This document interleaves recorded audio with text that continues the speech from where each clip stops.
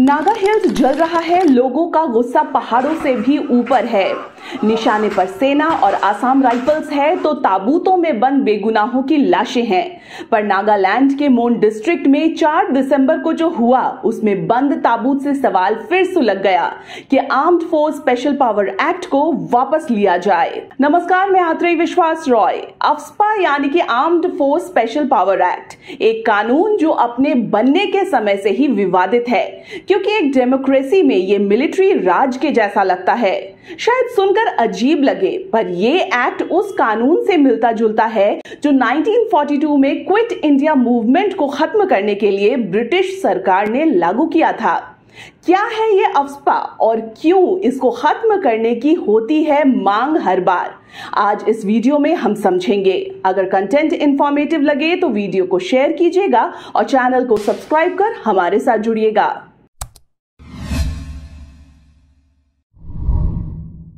AFSPA एक act है जो डिस्टर्ब या अशांत घोषित राज्यों या फिर डिस्ट्रिक्ट पर लागू किया जाता है जब ऐसा लगता है कि राज्य पुलिस लॉ एंड ऑर्डर को सिचुएशन को कंट्रोल नहीं कर पा रही हो, तो सेंट्रल या फिर स्पेशल पैरामिलिट्री फोर्सेस को स्पेशल पावर दिया जाता है।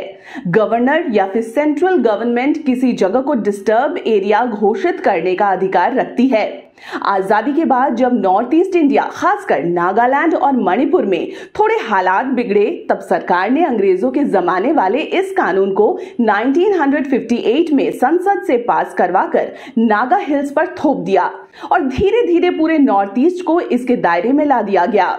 आज 60 सालों से भी ज्यादा वक्त के बाद भी आसाम, नागालैंड, मणिपुर और अरुणाचल प्रदेश में ये कानून लागू है। 1958 में बने इस एक्ट के तहत सेना को पावर है कि लॉ एंड ऑर्डर बनाए रखने के लिए वो वार्निंग देकर किसी पर फायर भी कर सकते हैं या फोर्स इस्तेमाल कर सकते हैं, भले ही इसमें किसी की भी डेथ हो जाए।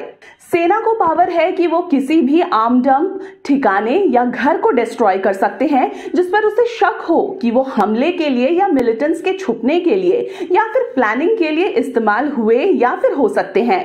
सेना किसी को भी बिना किसी वारंट के अरेस्ट कर सकती है अगर वो किसी क्राइम में इन्वॉल्व हो या सेना को उस पर शक हो कि उसने लॉ एंड ऑर्डर तोड़ा या ऐसा आगे कर सकता हो। सेना बिना वारंट के किसी भी घर की कभी भी तलाशी ले सकती है अगर उसे शक हो कि वहां पर कोई हथियार हो, संदिग्ध अपराधी हो या वहां किसी प्रकार की स्टेट के खिलाफ कोई गतिविधि हो सकती हो।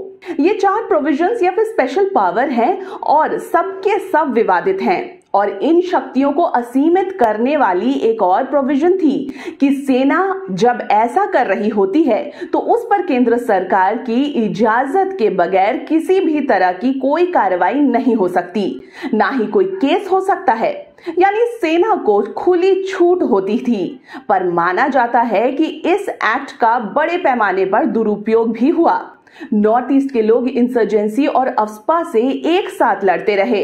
फेक एनकाउंटर, घर में घुसकर महिलाओं के साथ ज्यादती जैसे मामले की गूंज सुनाई देती रही। मणिपुर में इरोम शर्मिला का 16 साल लंबा उपवास हो या सड़कों पर उतरकर महिलाओं द्वारा सेना पर रेप के आरोप। अफ्स्पा नॉर्थ ईस्ट के पहाड़ों से दिल्ली में सत्ता के गलियारे तक विवादित रहा।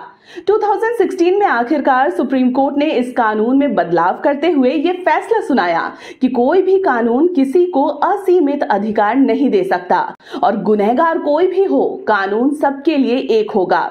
इसके खिलाफ 300 सेना अधिकारी सुप्रीम कोर्ट भी गए जब उन पर अलग अलग शिकायतों पर एफआईआर दर्ज हुआ, पर सबसे बड़ी कोर्ट ने उन्हें कोई छूट देने से मना कर दिया। पर नॉर्थ ईस्ट तो इस कानून को ही वापस लेने की मांग करता रहा, क्योंकि इस कानून ने ही नॉर्थ ईस्ट के लोगों में अविश्वास पैदा किया। अगर नॉर्थ ईस्ट का कोई एक आदमी भी कभी खुद को देश से अलग समझा तो उसकी बड़ी वजह ये कानून रहा।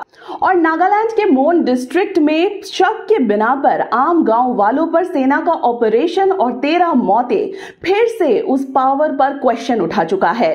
हर कोई डिमांड करने लगा है कि भारत सरकार को इस कानून के खिलाफ और क्या गवाही चाहिए। आप क्या सोचते हैं इस कानून पर? क्या ये लॉ एंड ऑर्डर के लिए जरूरी है या उसकी आड़ में मार्शियल लॉ है? क्या इसे वापस होना चाहिए? कमेंट में मुझे जरूर बताइएगा।